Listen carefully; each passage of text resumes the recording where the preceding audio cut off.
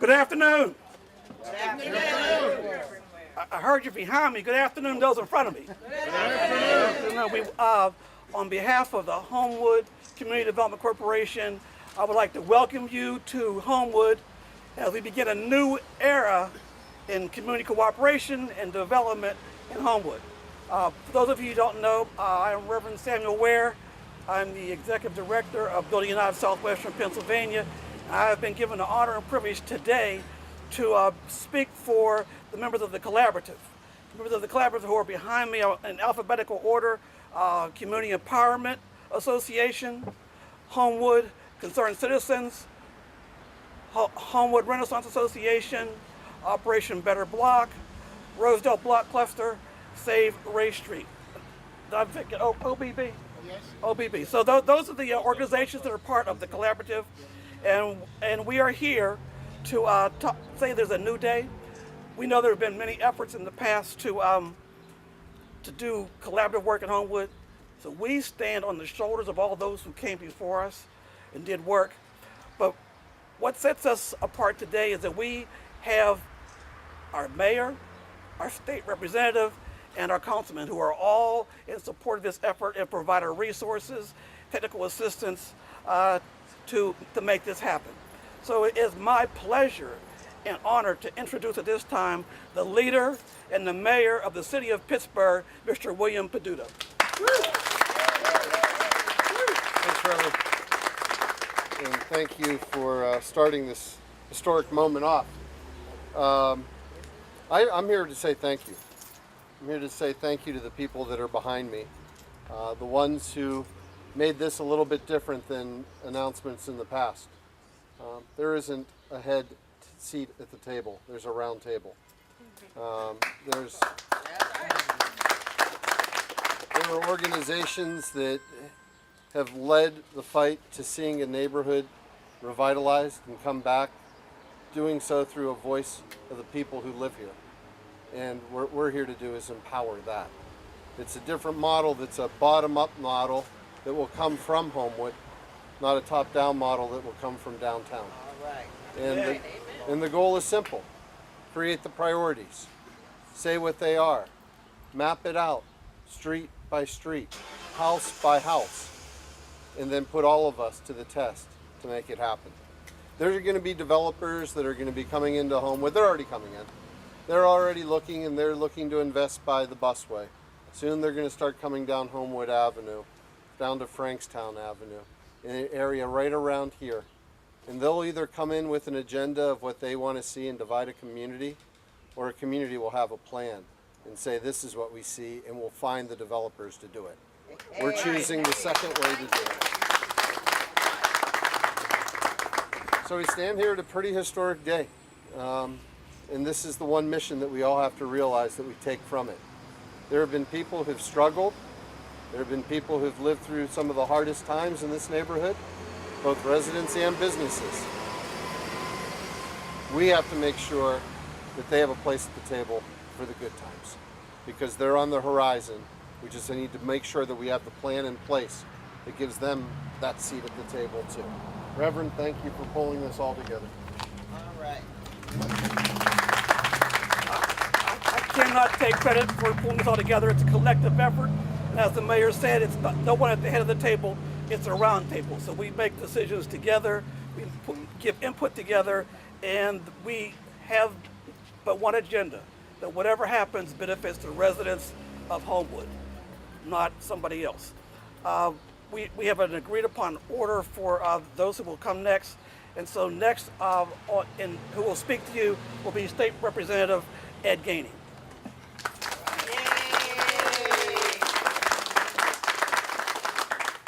Good afternoon. How's everybody?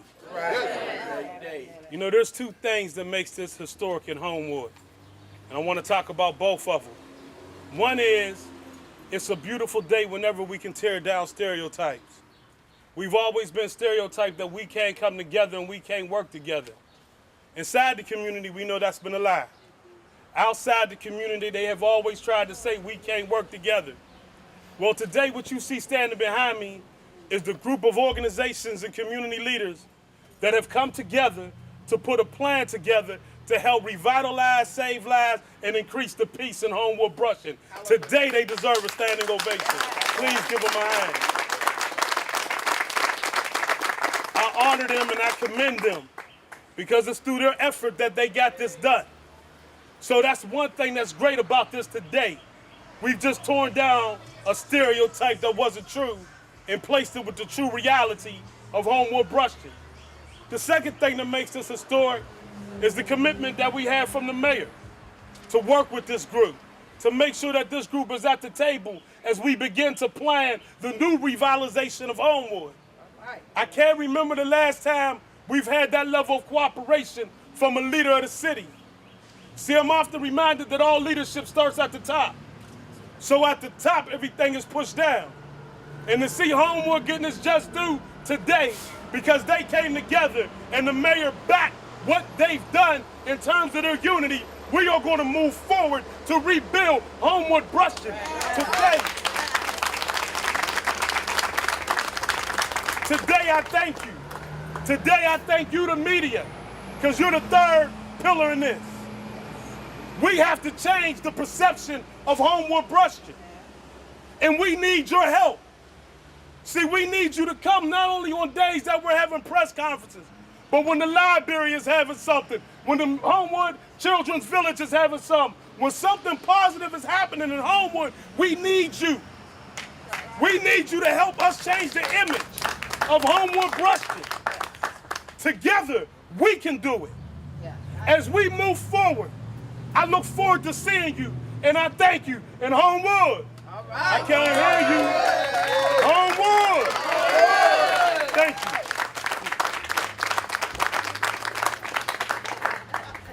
As I said, we had an agenda and an order, and I apologize that I didn't follow the order. So one of our partners who has a record of success in turning communities around and creating better communities is East Liberty Development. And we're going to hear from Maylene Myers, the Executive Director of East Liberty Development, who is going to be our technical assistant, consultant, and helping us put our plans together and implement these. So at this time, we'll hear some remarks from Maylene Myers, the Executive Director of East Liberty Development Incorporated.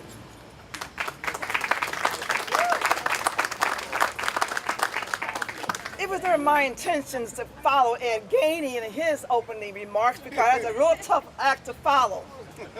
But let me just say that I'm very, very honored to be here today because it is a historic moment. I've been here since 1996, and all you know East Liberty, all the wonderful things that's happened in East Liberty. But there's a lot of lessons learned in East Liberty as well, as you probably will know about them. But what's different about East Liberty and coming together and working with the East End neighborhood partners is that we bring a lot of skills and lessons learned and things that we know that we can do together to make this happen. I want to make one remark and say this. I came here in '96 to one organization. It was defunct, as you probably well know, feeding board of directors in an outraged community.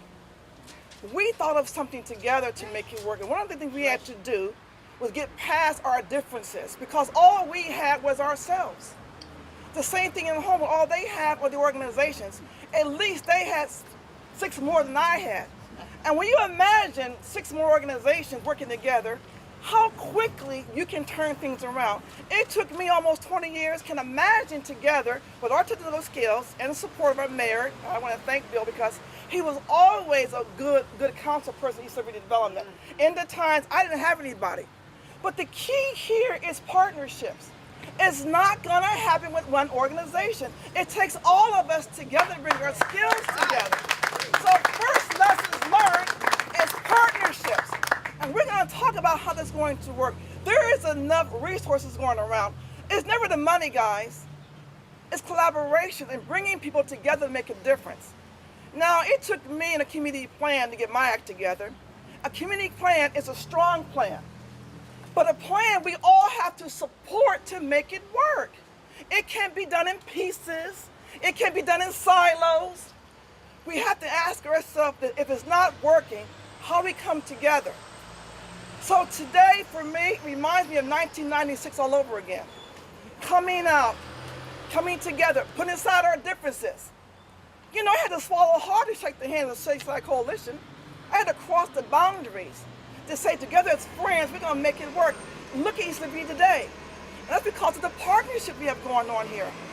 If we don't go away with nothing else, lessons learned today, we cannot do it alone.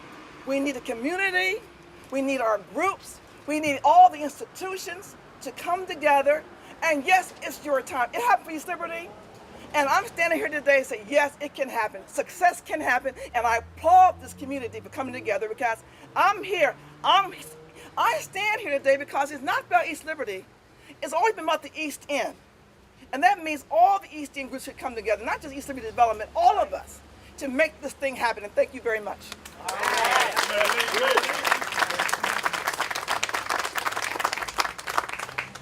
You can feel her passion because she's also had the pain of the hard work, but she has the success to show for it. And now we will hear remarks from Councilman Burgess, who has been working for several years, even before he got elected to council, to try to bring together collaboration and development in Homewood. He's been pastor of Nazarene Baptist Church over here for 30 years. So he has put sweat, blood, and tears, energy, and passion into Homewood. And this moment is, in many ways, fruition of his work to bring together collaborators to make this a better community. Reverend Burgess. So I stand here in front of the library where I learned to read, across the street from the grade school that I went to, and across the street from the church I've been at for the last 31 years. 8 years ago, I ran for council, and I promised the congregation that I would help rebuild this community. And I have been working all of this time on council to come back to do this. We've been able to do some successes, but it's really this moment is, in many ways, the fulfillment of what I feel called to do as a council person. And we are, first of all, very grateful for this mayor who has brought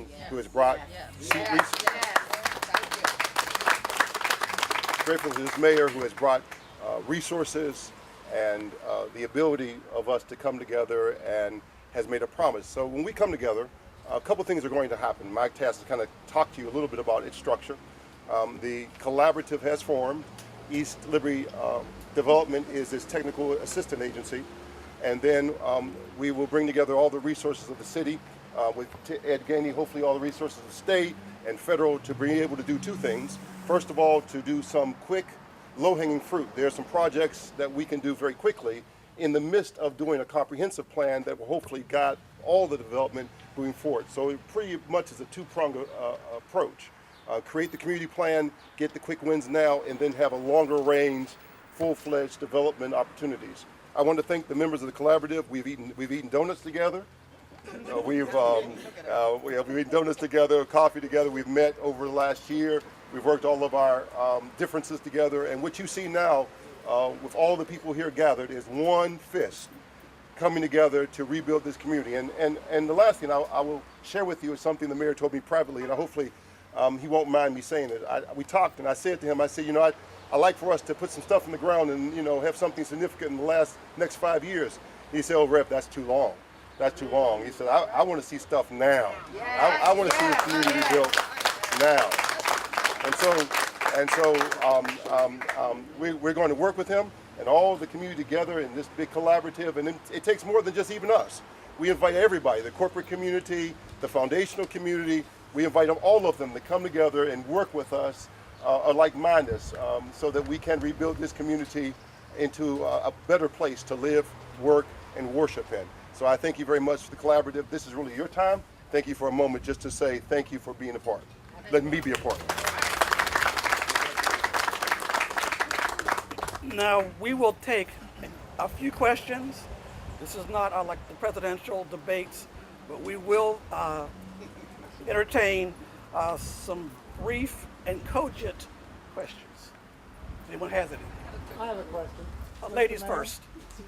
Can you just name all the organizations? Because if somebody says 7 and I Building United of Southwestern Pennsylvania. They're what? Building United of Southwestern Building Pennsylvania. United.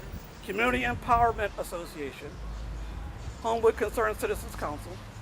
Homewood Renaissance Association. Operation Better Block. Rosedale Block Cluster. And Save Ray Street. Mr. Mayor, you mentioned doing this house by house, street by street. that gentleman right there is already doing it. And that gentleman behind you there has capacity. He has men working all over town. He has them in Larimer. He has them in that big building down there. Reverend Ware has built how many houses now? 20. 20 houses. And I have a question. Why is ELDI the fiduciary for this group? Well, first off, you can't do the larger scale projects without a community development corporation. It's simply not legal. You need to have a legal entity that does community development as a corporation. This entity does not qualify. Some of the groups you mentioned are CBOs, other faith-based institutions that are limited in what they can receive on federal government loans, grants.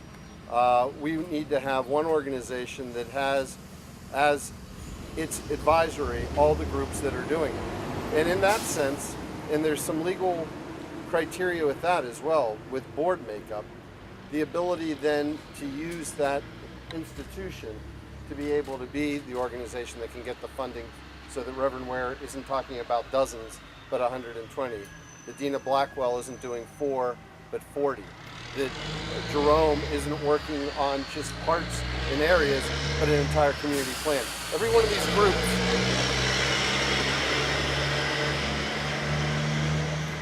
these groups, brings a strength to the table. But collectively, they're stronger than the sum of the parts. What they do is they pull it together and it becomes exponentially stronger. We could create a new CDC, but we have a CDC that's already gone through the turmoil of putting together a community plan, of being able to see it adopted and then seeing it implemented, not just getting city funds, not just getting federal funds, but getting foundations from New York City to start to invest in East Liberty. In fact, those were the earliest funding that came in.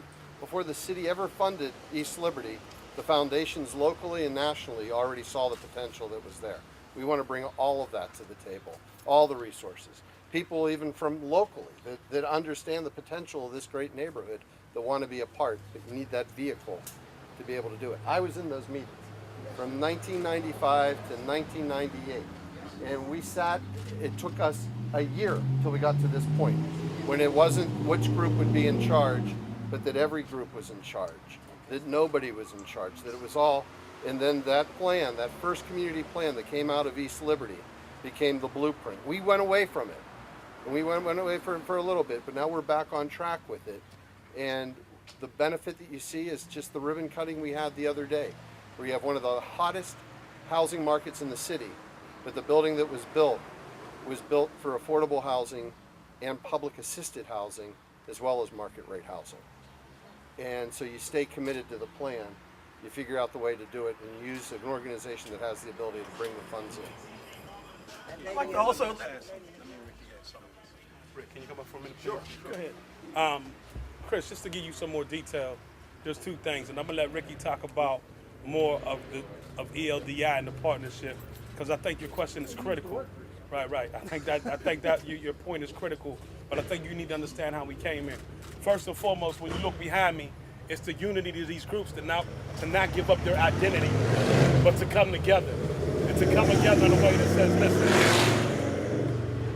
we're not just going to work with organizations inside Homewood.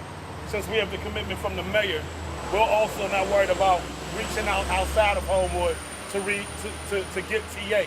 And the one thing that ELDI brings to the table is that they've been through the hard work of doing a plan. They're great for TA, and they can help these organizations get stronger. Once they get stronger, they'll be on their own. So it's not that it's a full-time situation for East Liberty Development, but it is the beginning of something new that their TA will provide us, so that we have, one, a fiduciary responsibility, which I'll let the councilman talk about, and secondly, to show not only internally, but externally that we have the capacity to work with other groups to make sure we're doing what's in the best interest of Homewood Brush. All right. So All right. Amen. there's been some money. I've already set aside some of my own money that has already been set aside for the collaborative. It is an extension of a contract I've already had with ELDI. By having ELDI, we're able to expand their role in a very quick process. Number two, and I think this is the thing that, and the partners can tell you this, what you really want is all of them. I think what you said, Chris, is important. You want all of them to participate in development. You want community empowerment to be able to train the workers. You want Sam Ware to be part of some of the development funds. You want, as a developer, you want Better Block to be able to do the planning. But if we create a new organization and each of them are board members, then they would be prohibited from actually participating when the funding comes through. With ELDI being its fiduciary, all these members can actually participate and profit from the new development that's coming in this community. So in the long run, it profits them both and beside the fact, ELDI has the capacity to bring together resources that we are unable to access or even know where they're at on our own. And so I think what you're going to see is a great partnership. And so I'm looking forward to that. Just as a quick aside, I was the chairman of the board of ELDI when Maylene was hired, right after she was hired. So I know the capability and capacity ELDI has. And I have said over and over to people in Homewood, if East Liberty can do it, Homewood can do it. And so Maylene and ELDI and Skip have a proven track record. We don't need to reinvent the wheel. We need access to their expertise so that, because each organization is autonomous, we have our own projects that we're doing, our own staff, our own cash flow, but we can also do things collectively, but it's easier for one point of contact for funds and expertise to flow through. So therefore we pick the best in the city, maybe even the best in the state, to do that for us, and that's East Liberty Development. Is there a budget for this development plan, and where does that money come from? Well, we're in the process of creating the budget now. So we have to identify, and we do development, you have sources and uses. We're in the process of creating the budget, but we're also in the process of identifying projects. Elwin? What were the criteria for selecting the organizations? It's self-selection. It was self-selection that we met initially at Representative Gaines' office. We said we wanted to work together. So there was a support. So that was one reason why the organization here, it was a self-selection process. Where are we working? We decided it'd be better to work together. And you might want to ask, some of the residents, like. That lady asked her a question. I'm sorry. Well, I can go into more detail. okay, go ahead. I'm sorry, I need to be educated. I was born and raised in Pennsylvania, Pittsburgh. But when I come back here from Atlanta, I'm like staggering when I look at that school's closed. Rosenstein got tore down. Definitely can't afford to live in none of these housing projects we're talking about. So you think that definitely based on the development of the land, as in buildings, or is it in development of priority education, or not? Well, let me just first say, the vacant buildings are the responsibility primarily of the school district, but the housing development that Building United has done with the help of Councilman Burgess, with the mayor's office, it's all been affordable housing, as well as we provide subsidies for the people in the community. I'll give you a quick example. The cost of the houses that we built, the cost was $250,000. The sales price was $145,000, which is, as you can see, $105,000 less than it cost. And then through the URA and the state, we were able to provide additional money. So if you were at 80% of the median income or less, you could get a soft second of another $50,000. And then what's the So tax? you were, What's the tax well, on the property? let me finish. So a house that costs $250,000, buyers were able to buy that house, they qualified, for $80,000. That in my book and anyone else's book is low income and affordable. So $80,000 for a $2,000 house? Okay, someone else had a question? Why don't you speak to the plan on that? So okay. Comprehensive community plan means that we look at everything. We don't just look at housing. We look at education. We look at workforce development. We look at housing. That's what they're talking about. The plan does not just call for housing. It's how we can rebuild this community, first of all, with no displacement. Everybody who lives here gets to stay here, but you want to then encourage new residents to come in and to have clean, decent, affordable housing for everybody. And so it is absolutely a plan that we will develop that will include everybody. And then there will be a steering committee of various committees. We have not announced that there will be a conversation with, they've already talked about. So we'll have a housing committee and a public safety committee and other committees that will report to Collaborative. So this will involve all the residents to work together to get this done. We're going after a tax credit deal now, low-income tax credit deal right now. Low-income tax credit deal right now, which means that we're not trying to outpace or outplace or outsource or displace anybody. I think the councilman said it best. We have over approximately, Jerome, 2,000 pieces of vacant land? 60%. 60% of the land in Homewood is vacant. There's no need to displace anybody.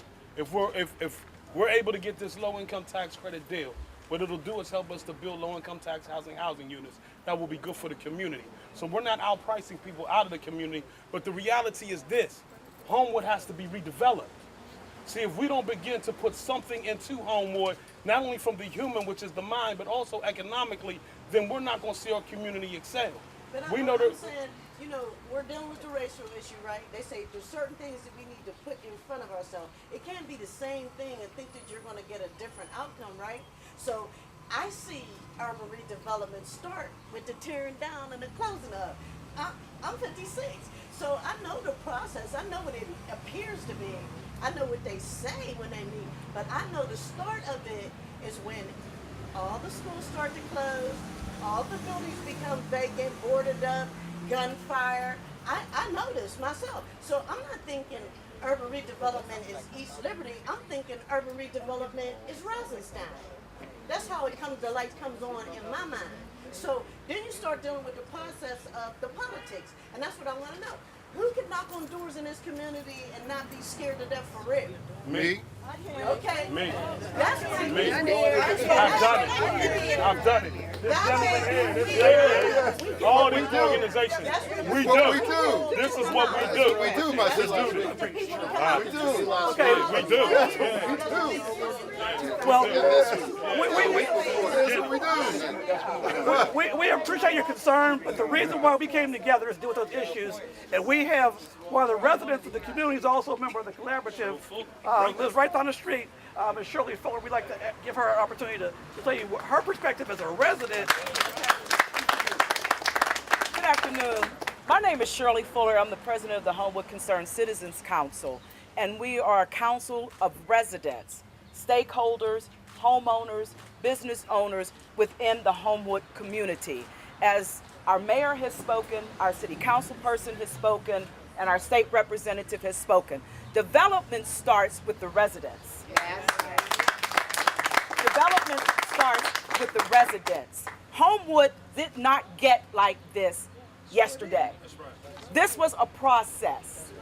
And so when we begin to go over this process, if you've heard talking about community development and putting together a comprehensive plan, that plan starts with the residents. It starts with organizations like the Homewood Concerned Citizen Council, walking block by block, street by street, knocking on everybody's door, going into back alleys, making sure these houses are secure. It starts with organizations like Homewood Renaissance Association, getting people off the street that are on drugs, and instead of doing what they're doing, help clean up and fix up their own community. It starts with organizations like Operation Better Block that goes business by business to see what's going on, block by block to see what's going on. It starts with CEA doing what they need to do, bringing in different types of programs within community empowerment. It starts with Rosedale Block Association, going block by block, doing what it is that they do to beautify the community and contracting outside of the community. That is anybody? It saves Ray Street Committee, who has put together a development plan. So I am as the president of the Homewood Concerned Citizens Council, I am excited about what we have been working at over the past of the year with the Homewood Concerned Citizens Council and with the Community Development Collaboration, and I look forward to working with some of you and all of you, and particularly the residents. Please come out to the meetings. We ask you, come out. We want to hear your voice. We want to hear what you all have to say, and bring someone with you. And we thank you so much, and thank you for listening to us. Okay, one brief question, and then we have to. Oh, she had her hand up first. Okay, Mr. Ware. I understand what she's saying about protecting the area. Once the development starts, how come they can't get more police out here? We need something done on the streets of Homewood. I've seen some walking the beat, some riding. They need more policing out here. I mean, me myself, I'm born and raised in Homewood. I left Homewood with the Garfield, came back to Homewood, been back in Homewood in a year. And I think they need to come up with something else with the police to help out here in these streets. You're absolutely right. So it's the one part of it is where the officers are, not simply that they're driving in a car down certain streets and then avoiding others. And if you've noticed with the officers on patrol, they're being sent to where we're getting complaints, where the drug dealing is happening, and they're standing there and they're talking to people. The other thing I hope you notice too is when the officer passes you, he's not like this, but he's looking at you and he's saying hello. It's building that type of relationship, but it's going to go well beyond the number of police officers. Commander Lando has started a program where when there's a march, the police are marching with you, that they're part of the community, that they're out and at the different events that are happening in the community. Later this year, we're going to bring back the police sports league, where the officers will be working with the kids and working with athleticism in order to get the kids to see that officer in tennis shoes and a t-shirt, and not necessarily in a uniform, and maybe think that's what I want to do someday. So it's a culture change, not just how many officers, it's where they're at. It's not getting out of the police car and walking on the beat, and it's getting involved in the community itself, not just there to be a police officer, but there to be a mentor. Because I think too, like East Liberty had 3 cops walking in East Liberty, and we were just stopping and talking. They were talking to us, and I think that rapport with the residents helps our community better. You get out there and the police know some of these residents, some of these kids, it can help so much more. Homewood, In East Homewood, Liberty, East and Liberty, Garfield. Those And three, I right just now. think that, by them being out here and getting to know some of these kids, because most of the trouble isn't coming from the people that live in Homewood, it's coming from the outside. It's coming in Homewood that mess up the neighborhood. Let me tell you something, and this is a difference than I've seen in the past couple of years. We now have officers asking to come to Zone 5 because they want to be a part of that type of policing, a community policing.